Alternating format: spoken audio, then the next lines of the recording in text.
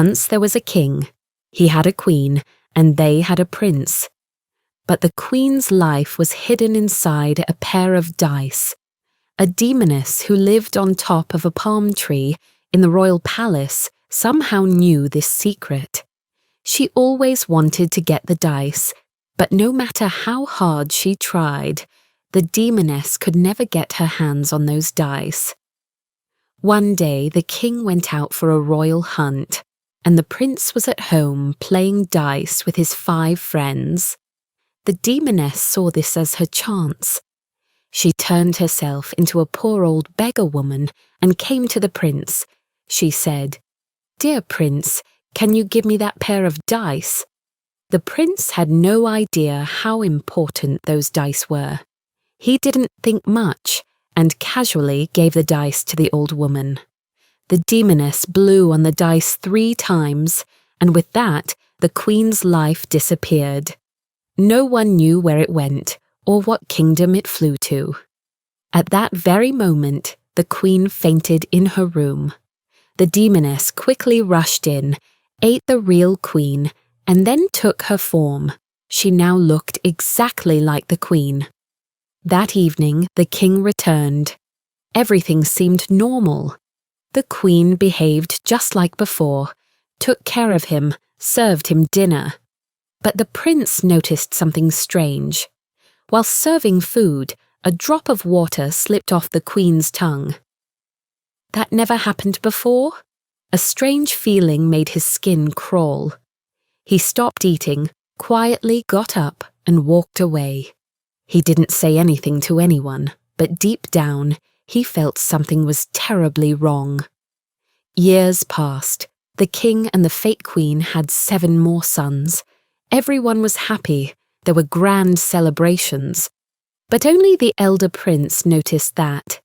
The tall palm tree in the palace was slowly drying up, and no birds sat on it any more. But the prince said nothing. As the 7 brothers grew up, the king held their sacred rituals one by one: rice ceremony, head shaving, and thread ceremony. After that, all the brothers said to the king, "Father, we want to travel the world now." The king replied, "But your eldest brother hasn't gone yet. How can you go before him?" So the king sent a message to the elder prince. As soon as he got the message, the prince rode his magical flying horse, Pakshiraj, and flew to his brothers. He said, "Hey brothers, did you forget about me? Let's all go together." All 8 brothers got ready, dressed nicely, took everything they needed, and left the palace for their journey. From the palace rooftop, the demoness queen saw them leave. She got very scared. "Oh no, the elder prince is going. If he finds out the truth, I'm finished." In a hurry, she went to her room and opened a magic box. Inside was a strange magical snake named Sutashanka, thin like a thread, but its voice sounded like a conch shell. The demoness called out, "Sutashanka, Sutashanka, tell me with your conch sound, what is holding the prince's life?" The snake raised its tiny head and made a conch-like sound as it spoke. "Your life is in the dice, my life is in my hiss, but the prince's life is hidden inside the seeds of a pomegranate." The demoness began her next evil plan. She said, "Go now, Sutashanka, ride the wind, fly past the land of Yama and Yamuna, and reach the kingdom of Pashupati. Take this message with you. In exchange for these 7 sons, I want 7 daughters. Rip apart their enemy, Sutashanka, chew and destroy them, and make sure that my co-wife's son never returns with the dice." Sutashanka, the magical thread snake, took the message. He flew through the air, over trees and hills, carried by the wind. Meanwhile, the demoness took a pomegranate in her hand and whispered another spell. "Fly, Pakshiraj, fly and go, eat grass and drink water in the land of Pashupati." After casting the spell, she quickly climbed up the royal palace's 1,000-step staircase and shouted, "Oh, staircase, who do you belong to?" The staircase replied, "I belong to whoever walks on me." The demoness said, "Then, O staircase, make a gap. Let these pomegranate seeds stay hidden inside your cracks." She crushed open the pomegranate and dropped the seeds between the steps. Now, the elder prince's life was trapped, deep beneath the stairs, hidden in the seeds. Satisfied, the demoness returned to her white silken bed, lay down, and peacefully went to sleep. At the same time, in a deep forest where the 8 princes had gone, suddenly there was a strange sound. "Cut us!" And the elder prince's eyes went blind just like that. He cried out in pain, "Brothers, something bit me. I can't see. I'm dying." The sun had set by now. Storm clouds gathered. Rain poured down. Darkness took over the forest. No one could see anything. They couldn't even hear each other properly. Elder Prince lay somewhere on the forest floor. The other 7 princes' horses ran wildly through the forest, frightened by the storm. That night, while sleeping, the demoness had a dream. In it, she saw that Sutashanka had reached the edge of the land of Yama and Yamuna. But in real life, poor Sutashanka had been flying all day, from tree to tree, tired and confused. As night fell, he couldn't go any further. He saw a royal garden, very neat and well kept. He crawled inside one of the fruits hanging on a tree and curled up inside it, snug and warm. And just like that, Sutashanka fell asleep inside the fruit. In the kingdom of Pashabati, there was a beautiful princess. Every day she ate a fruit picked fresh from the royal garden. That day, just like always, the gardener brought her a fruit. She ate it, not knowing that inside that very fruit was Sutashanka, the magical thread snake, and also the evil message from the demoness. And just like that, Sutashanka and the message entered the princess's stomach. Meanwhile, the 7 princes didn't know any of this. They kept flying, riding through the skies on their magical horses, Pakshiraj. After flying all night, dawn broke, and then they realized, "Where's our eldest brother? He's missing." They thought, maybe he fell behind. So they all loosened their reins and pulled their horses to a stop to wait for him.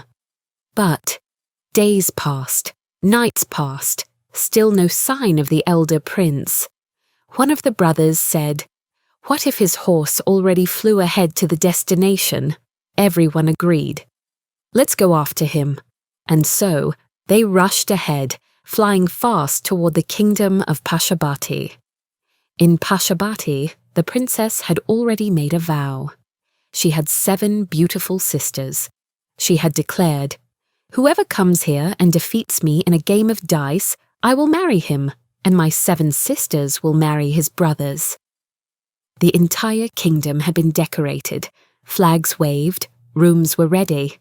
The princess waited with her sisters, confident and proud. When the 7 princes arrived, she asked, "Who are you?" They said, "We are princes from a distant kingdom. We're here exploring the world." The princess narrowed her eyes and replied, "You don't look like humans. You might be demons.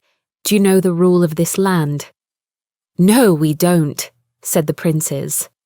She explained, "This is my game of dice. If you are truly demons, you will carry a magic letter with you.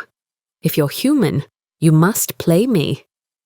And if you lose, the one who wears the garland that day will be eaten by us. You'll go straight into our stomachs." The princes said, "Check us, we have no letter." She confirmed, "Then you must play." So they sat down and played dice with her. And one by one, the princes lost. The 7 sisters then showed their true forms. They were demonesses. They tore the princes apart, chopped them into little pieces, and ate them piece by piece. Even their flying horses, Pakshiraj, were cut up and eaten. Then the princesses took back their beautiful forms and sat calmly, as if nothing happened. And far away, what about the demoness back at the royal palace? Was she having nightmares, or was she feeling proud? Who knows? Maybe, just maybe, something in her dream started to go wrong. Maybe fate was turning. And what about the elder prince? Blinded in the forest, he had been flying alone on his Pakshiraj through storm, wind, and darkness. But then he lost control. He fell off the horse and tumbled through the sky. No one knows where or when he landed. Pakshiraj crashed into a mountain, turned into stone, and stayed there forever. But Elder Prince fell into a strange city, a place unlike any other. In this city, something strange happened every day. At night, after sunset, drums, flutes, fireworks, music, torches, the whole kingdom lit up. There was celebration everywhere, in homes, on rooftops, on the streets. But as soon as early morning came, everything went silent. Then came the wailing, cries, sobbing, people screaming in pain. Everyone was in deep sorrow. The whole kingdom drowned in tears and heartbreak. And after afternoon, when the royal elephant, fully decorated with armor and silk, walked through the city streets, people would release their breath and stop everything, and they could eat or work. After that, people lined up on both sides of the roads. Then the elephant would run wildly and grab a random man, lift him onto its back, and carry him straight to the royal throne. Drums and conch shells would sound. Ministers, soldiers, and royal guards would welcome the man and declare him king. He would then be married to the princess. And again, there would be another round of grand celebration in the city, fireworks, music, feasts. But the next morning, inside the princess's room, only bones would be found. No trace of the new king. No one knew what was happening to the kings. But without a king, a kingdom cannot run. So every day, a new king was needed. Even the princess herself didn't know what was happening. She would wake up to find her new husband missing, and only bones beside her. One day, as the magical elephant was charging through the streets again, the city echoed with people shouting, "Move, clear the way, give space." Elder Prince, now conscious but confused, heard the noise and slowly sat up. Where am I? What is this place? Before he could even understand anything, the elephant charged straight at him. But strangely, it didn't touch anyone else on the road. It went directly to blind Elder Prince, picked him up gently, and placed him on the throne. And once again, the people cheered, "Long live the king, long live our new king." They didn't know who he was, but the tradition continued. Coronation happened. There were royal feasts, ceremonies, processions. The new king, Elder Prince, was given royal clothes, a crown, and a palace. And then night fell. That night, the entire kingdom went silent, a silence deeper than death. No footsteps, no guards, no sounds of the wind. Everyone was asleep. But the prince stayed awake. He sat silently in his room. Even insects and birds were quiet, as if the whole world was holding its breath. A single oil lamp flickered. The shadows danced around him. And then, suddenly, the princess beside him let out a blood-curdling scream and fell unconscious. In that very moment, lightning flashed inside the room. Crack! The walls split open. Thump, thump. Curtains, tassels, and roof decorations started falling. The prince's entire body shivered. He immediately grabbed his sword, dropped to one knee, and shouted, "Who's there?" No answer. He couldn't see anything clearly. Just flashes of light. The princess lay frozen like a wooden statue, completely stiff. And then, from inside her nose, something started to slide out. At first, it looked like a thin hair, then a string, then a rope, and then a massive snake, a giant serpent as thick as a tree trunk, uncoiled from her body. It hissed, roared, and shook the room like a thunderstorm. The ground trembled, the air stank of poison. The blind elder prince, sword in hand, was finally face to face with the source of all the evil. The palace shook like an earthquake. The prince stood firm, holding his sword tightly. His voice thundered through the room. "I don't know who you are, Rakshasa or demon, but if I am truly a prince, if my soul is pure, then let this sword strike you down unseen." As soon as he spoke those words, the monster, Sutashanka, the demonic serpent, rose with 32 flaming hoods, hissing, roaring, its fangs glowing like fire. The sword flashed, slicing through the air with a zhin-zhin sound, smashing chandeliers, shaking the walls, and finally striking Sutashanka straight on his heads. Suddenly, the blind prince could see again. "I can see! I have my eyes back!" he shouted. With one mighty swing, the serpent was cut into 7 pieces. Its massive body collapsed to the floor, shaking the room with a thunderous crash. At that very moment, far away, in the demoness queen's palace, the ground trembled. The 1,000 stairs of the demon fortress collapsed into dust. The queen screamed, turned into a mouse, and squeaked, "Chi, chi." She ran for her life, terrified. In the Night King's kingdom, the people who had come in the morning, crying as usual, saw a miracle. The king is alive. He survived the night. They couldn't believe their eyes. On the floor lay the gigantic dead serpent, its 7 chopped pieces lying like black mountains. People cried out, This is what has been killing our kings all these years." Someone shouted, "Burn it! Burn the demon!" As the serpent was being burned, something shiny came out from its stomach. A scroll. A written message. The guards brought it to the elder prince. He opened it, read it, and suddenly his face turned pale.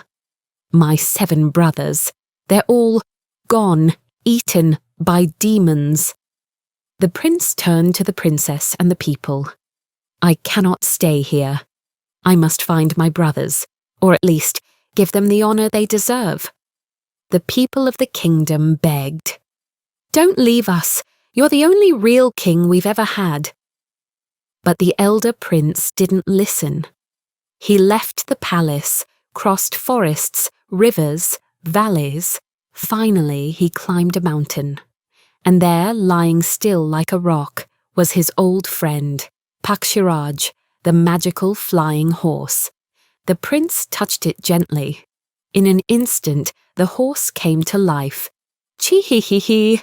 It neighed with sparks in its eyes. Prince smiled. "Pakshiraj, this time we fly again." And the horse took to the sky, cutting through clouds, chasing the winds. The land of Yama-Yamuna was cloaked in darkness so thick it touched the skin. Stones flew in the raging wind, but the prince was undeterred. "What's a storm to me when I ride the wind on Pakshiraj?"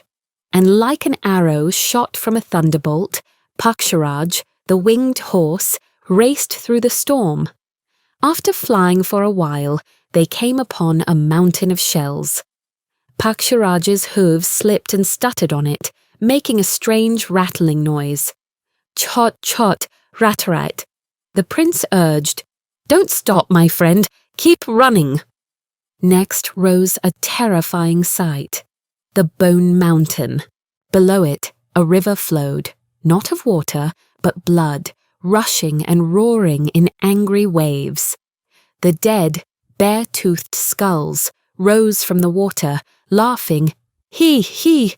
Bones clashed against bones with a deafening katakat, katakat. But the prince shouted, "Don't be afraid, Pakshir." As night ended, the prince looked ahead. There stood the city of Pashabati.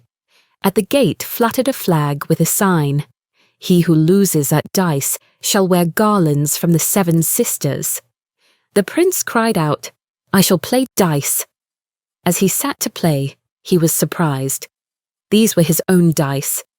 As the game went on, the prince lost, and he saw a mouse sneak over and flip the dice. Absent-minded and confused, the prince sat down to think. Pashabati said, "Prince, wager your stake." The prince said, "Take Paksharaj as my wager. I'll play again tomorrow." And with that, the prince left. That very night, the 7 sisters ate Paksharaj bite by bite. The next day, the prince went to a nearby village and returned with a kitten. He said, "Come, today we will play again." He sat to play.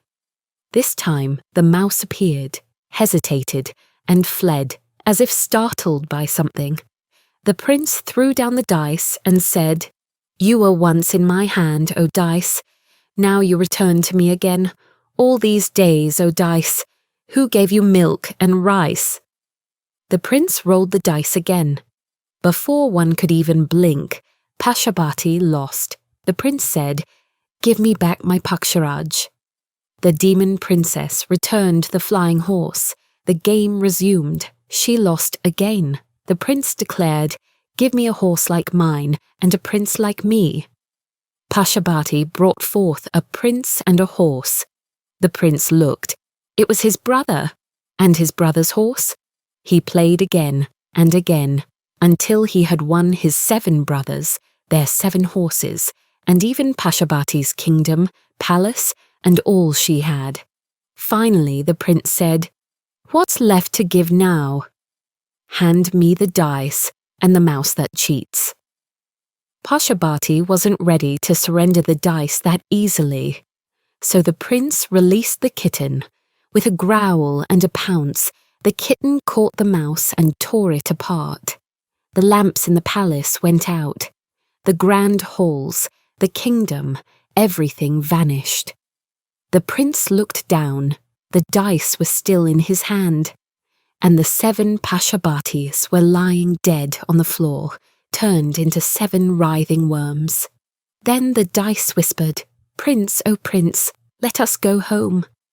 The 8 princes mounted their 8 Paksharajs and with a thunderous gallop flew home. Back in the royal palace, the queen had awoken. "How long have I slept? Where is my prince?" "Where is the prince?" cried out everyone in celebration. Dust from the road rose into the sky as 8 princes on 8 winged horses returned in triumph. The prince ran into the palace and called out, "Mother, where are you?" The 8 brothers surrounded the queen and bowed before her. The once empty palace was again filled with golden light and festivity. On the other side, people from the Night King's kingdom, who had long searched for their lost king, cried out, "We had only one living prince, and even he had gone missing. Now here he is, our king." And so the princess brought the throne and royal court to that very place where the prince had returned. The king was stunned. Next morning, as the sun rose, the golden pomegranate tree bloomed with 1,000 flowers. And by midday, the old palm tree in the palace, for no clear reason, ripped itself from its roots, crashed to the ground, and shattered